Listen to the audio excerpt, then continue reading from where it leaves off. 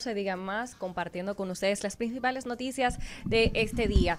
En esta noche tenemos a un invitado especial desde Colombia, quien estará conversando con nosotros sobre los resultados de las recientes elecciones en Colombia. Es Manuel Fajardo, periodista de BPI TV desde Colombia. Buenas noches, Manuel. Manuel, no te No, estamos no te escuchando. estamos escuchando. No sé si tú a nosotros. Sí, Vamos. estoy activando el audio en este momento. Ok, Ahora sí me escuchan. ahora Perfecto. sí. Muy buenas noches, bienvenido. Qué gusto estar con ustedes, Alex y Karina, y toda la audiencia de República Dominicana a través de la 98.5 FM.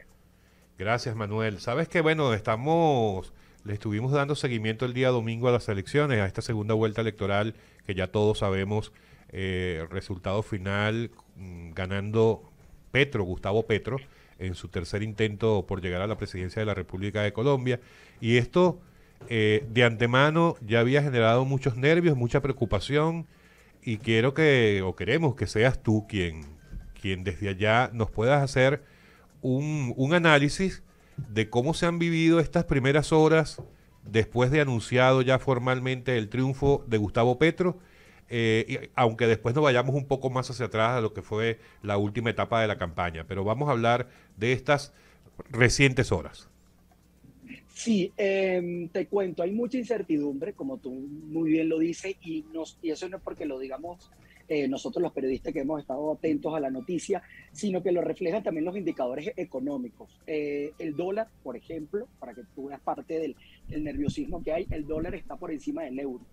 El dólar hoy se está cotizando acá en 4.100 pesos y el euro está en 4.050. Eso es un fenómeno que no se había visto porque el dólar justamente en la última semana de campaña estaba en 3.600, 3.700, más bien había bajado. Más allá de eso, Colombia básicamente es un país electoralmente dividido. La diferencia entre Gustavo Petro y Rodolfo Hernández es una diferencia no más de 700.000, 800.000 votos. No es gran cosa. Hay que esperar el día de mañana o el jueves. El Consejo Nacional Electoral es quien va a dar los resultados ya finales oficiales, porque, te lo repito, para explicarle un poco a la audiencia cómo funciona el sistema electoral acá, la Registraduría del Estado Civil de Colombia es quien logísticamente organiza las elecciones y el escrutinio es competencia directamente del Consejo Nacional Electoral. El Consejo Electoral de Colombia, eso está así por ley, y los resultados que se vieron son proyecciones que no son vinculantes, es decir, no tienen un carácter jurídico digamos, para determinar quién ganó o no ganó. Lo cierto es que esas proyecciones se van a distar simplemente en un 1 o 2% de lo que pueda decir el órgano electoral el próximo día jueves. Es decir, pudiera estar llegando Gustavo Petro a cerca a los 12 millones de votos y en este caso Rodolfo Hernández cerca de los 11 millones. Eso realmente es histórico. Aquí los protagonistas de este proceso fueron realmente los primivotantes. ¿Quiénes son los primivotantes? Es decir, los jóvenes.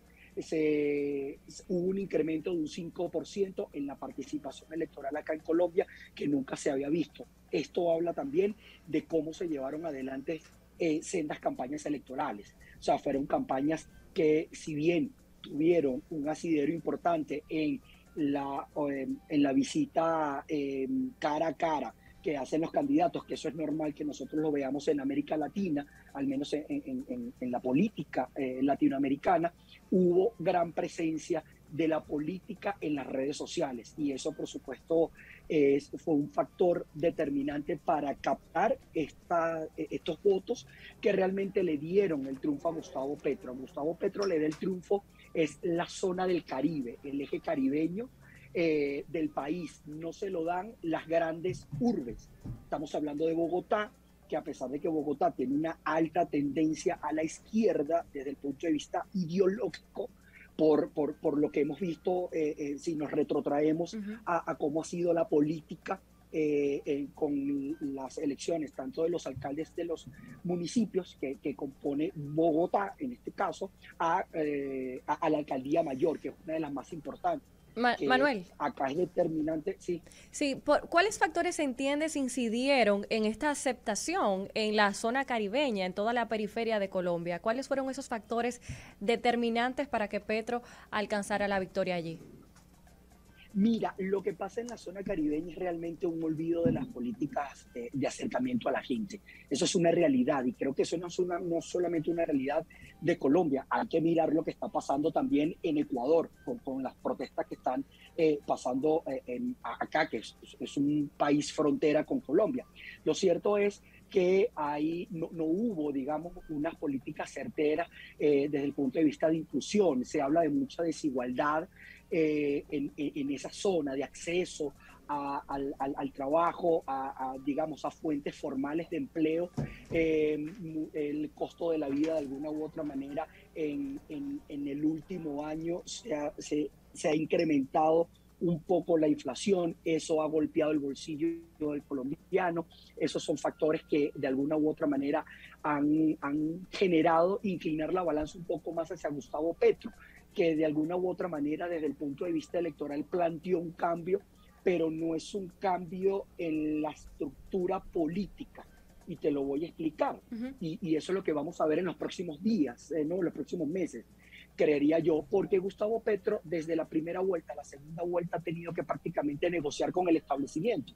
¿A qué me refiero cuando te digo establecimiento, Karina? Es a los factores políticos que históricamente han dominado la escena en las instituciones, en la política, en la forma de hacer y generar política pública para la gente, que realmente en eso debe traducirse la política. Y de alguna u otra manera va a tener que negociar con la instalación de un Congreso que viene dentro de unos 30 días aproximadamente.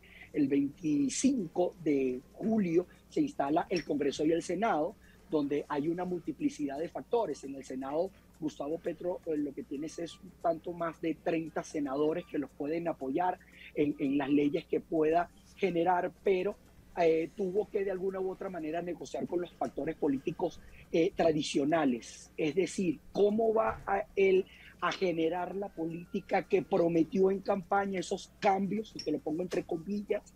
Es la gran pregunta, y es cómo va a ser política Gustavo Petro con esta configuración que tiene dentro de la Cámara de Representantes y también del Senado. Manuel, vamos a hacer una pausa y regresamos contigo para que sigamos conversando sobre las elecciones en Colombia. Volvemos en breve, no se diga más. Pa' que no se diga más, pa' que no se diga más, pa' que no se diga más, pa' que no se diga más, pa' que no se diga más. Amigos, estamos de vuelta en No se diga más a través de Rumba 98.5. Antes de continuar con nuestra conversación, reiterar la información que venimos dando desde que comenzamos el programa. Un accidente de la línea aérea Red Air de nacionalidad dominicana en el Aeropuerto Internacional de Miami. El avión se salió de la pista, al parecer perdió el tren de aterrizaje en ese momento, se salió de la pista y terminó incendiándose. La noticia positiva es que las 126 personas que iban a bordo resultaron absolutamente ilesas. Solamente una persona presentó algunas heridas y afortunadamente leves. Entonces, bueno, para que estemos al tanto, todavía no hay ninguna información oficial de ninguna de las autoridades aeronáuticas, ni de Estados Unidos ni de República Dominicana, y tampoco de la aerolínea. Seguimos a la espera de eso. Entonces vamos a retomar nuestra conversación con el colega Manuel Fajardo, periodista de BPI TV desde Colombia, para seguir analizando los resultados de las elecciones de la segunda vuelta electoral presidencial del día domingo.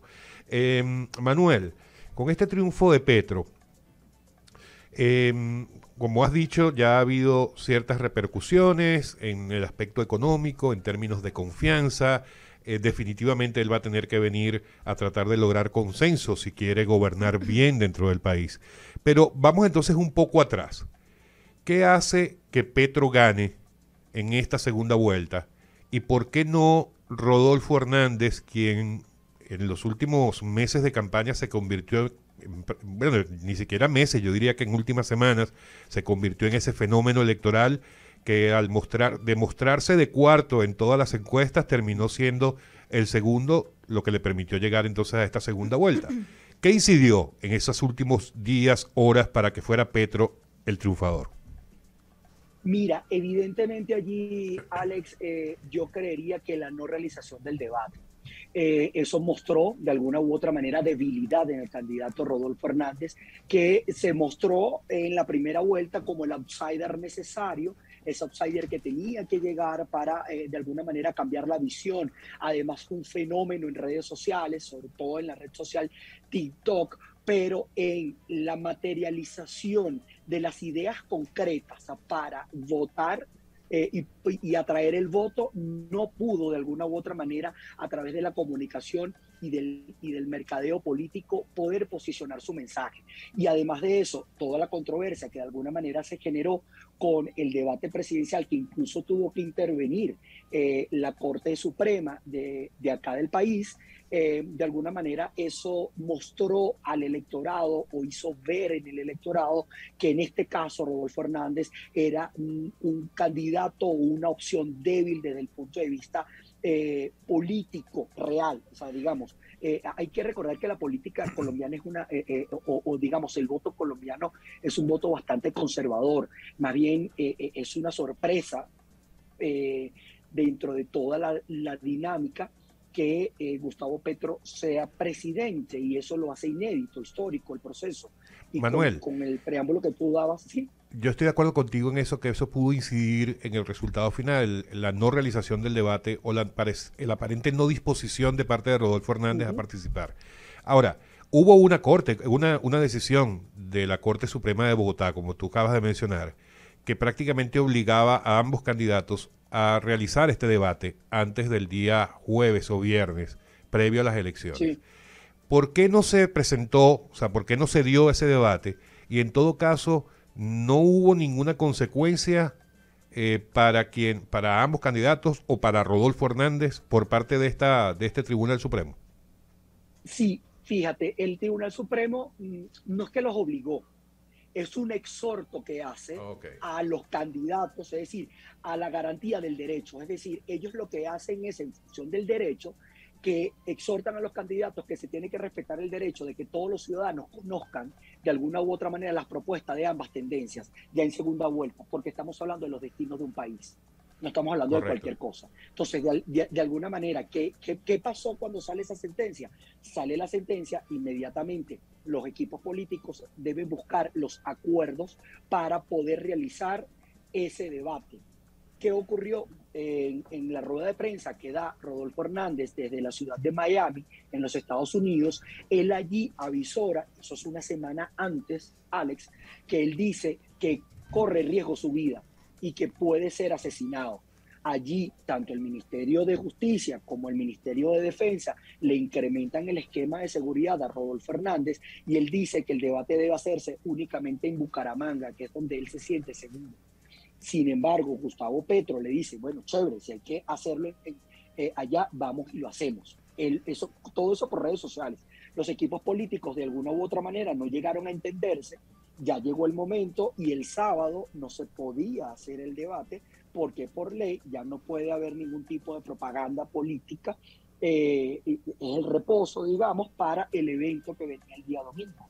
Entonces, de alguna manera fue incongruencia, no acuerdos entre los dos equipos políticos, y entre esa diatriba se fue el tiempo, pasaron las horas y no se realizó el debate. ¿Quién perdió allí? El ciudadano, de alguna u otra manera, que no pudo escuchar a las dos opciones políticas enfrentarse allí con ideas. Manuel, vamos a salirnos un poco, no sé si te voy a poner en problemas, seguramente no, porque tú eres muy joven, mucho más joven que yo, y vas a saber mucho sobre el tema que quiero tratar. Sí. La participación del TikTok como red social utilizada por Rodolfo Hernández, ligado a esto que tú comentabas al principio de nuestra conversación, de que probablemente fue el voto joven el que mayor medida incidió en estos resultados finales. Y eso lo quiero sumar a un artículo escrito por un buen amigo, un profesional de las redes sociales, Ezequiel Rabasa, quien publicaba ayer un artículo aquí localmente que llamó Del TIC al TOC en la política.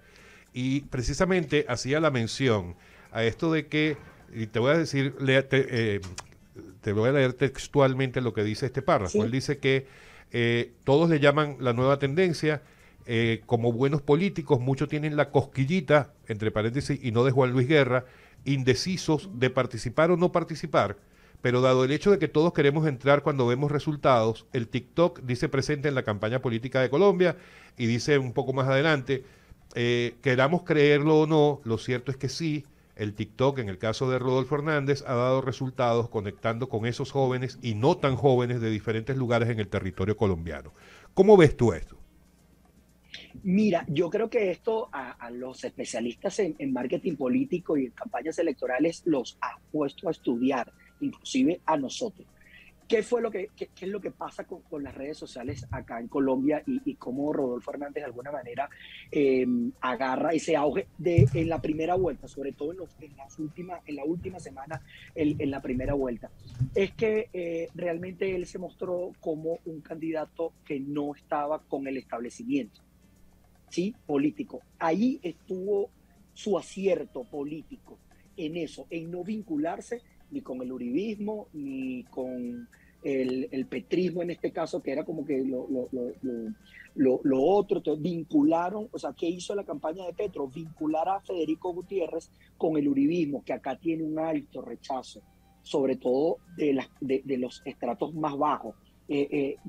Colombia es una ciudad dividida por clases sociales, eso es una realidad, es una sociedad altamente desigual, y eso de alguna manera privó para que un empresario pudiera verse como ese outsider. ¿Qué pasó de la primera a la segunda vuelta? Me podrás preguntar, y esa es la pregunta. Oye, si venía subiendo, ¿qué pasó que después no subió más? Él en la primera vuelta llegó a 8 millones de votos. Fíjate que sumó 2 más. Hubo una cercanía importante, pero en este caso no obtuvo los votos de Sergio Fajardo, que sacó 4 millones de votos en la primera vuelta, ni tampoco tuvo la totalidad de los votos de Federico Gutiérrez, en este caso, que sacó un poco más de 6 millones. ¿Qué pasó allí? Que Gustavo Petro colocó a todo su equipo de trabajo, incluso a su esposa, a hacer campaña política. Y eso también fue un factor que de alguna manera fue determinante para que él pudiera subir los 2 millones de votos, que subió, los 3 millones de votos que subió, que era el piso, básicamente el piso de los 8 millones que él siempre rondó, tanto en la primera oportunidad en la que se lanzó como presidente y en la segunda oportunidad que se lanzó como presidente en el año 2018. Entonces, el tema de las redes sociales y esta cantidad de jóvenes que se inscribieron en la registraduría y, por supuesto, el discurso político progresista termina siempre, y eso no se ve solamente acá en Colombia, sino que se ve en América Latina, endiosando el oído de estos jóvenes que no estaban vinculados con la política, sino que se dejan llevar por el romanticismo del lenguaje político, que por supuesto es muy envolvente y la clase política clásica colombiana sí no se dejó envolver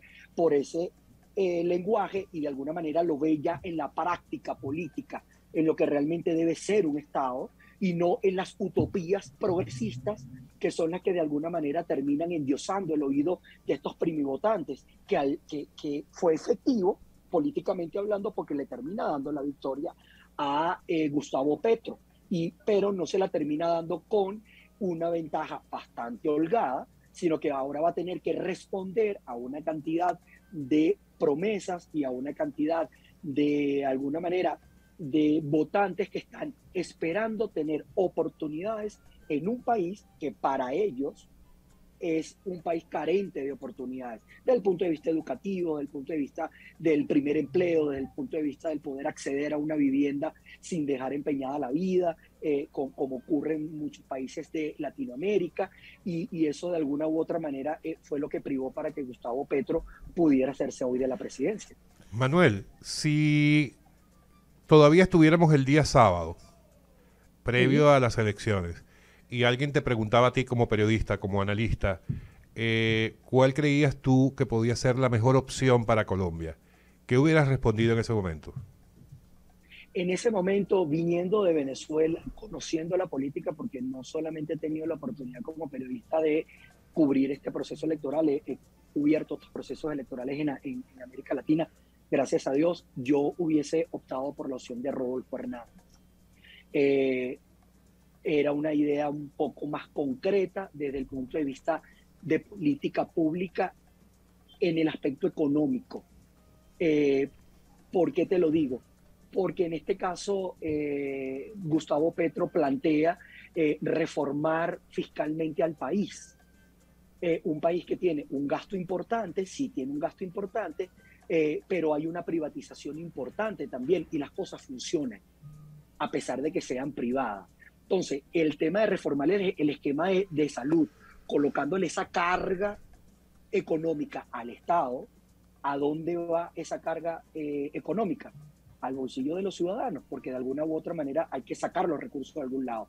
Y Colombia no es un país petrolero, Colombia es un país que tiene que de alguna u otra manera también cambiar su política petrolera, porque Colombia prácticamente paga la gasolina 2 veces. O sea, Colombia le da el poco petróleo que tiene para que lo extraigan, y una vez que se extrae, él paga para que se lo refinen afuera del país, porque aquí no hay ninguna refinería, y luego tiene que pagar otra vez para que le devuelva la gasolina otra vez acá a Colombia. Esas son reformas importantes que se tienen que hacer, claro está, pero debe hacerse de una forma mucho más práctica y adaptada a los nuevos tiempos, para que de alguna manera esa renta pueda ir realmente a donde tiene que ir. Ahí digamos, el tema de la modificación de la policía, el tema de los derechos humanos. Acá como ustedes saben, aquí hay un conflicto armado de hace más de 60 años que tiene que cesar. ¿Qué confianza puede haber en una persona que fue guerrillera en que realmente haya un coto claro y de justicia real a las personas que han secuestrado, que han colocado bombas, que de alguna manera tienen sectores en Colombia, sobre todo la zona urbana, la tiene prácticamente dominada con mafias que están enquistadas en esas zonas y que de alguna u otra manera también propician el cultivo de sustancias ilícitas, pero que realmente haya confianza, como pasó con Uribe, por ejemplo. Sí. Fue muy criticado, pero realmente puso un alto con la institucionalidad colombiana a esos grupos. Sí, Manuel, lamentablemente tenemos que terminar la entrevista por cuestiones de tiempo para continuar aquí con No Se Diga Más. Sin embargo, estamos muy agradecidos por estas declaraciones en exclusiva para No Se Diga Más desde Colombia. Estamos a la orden cuando quieran. Un saludo a toda la República Dominicana. Ahí estuvimos conversando con Manuel Fajardo, periodista de BPI TV desde Colombia.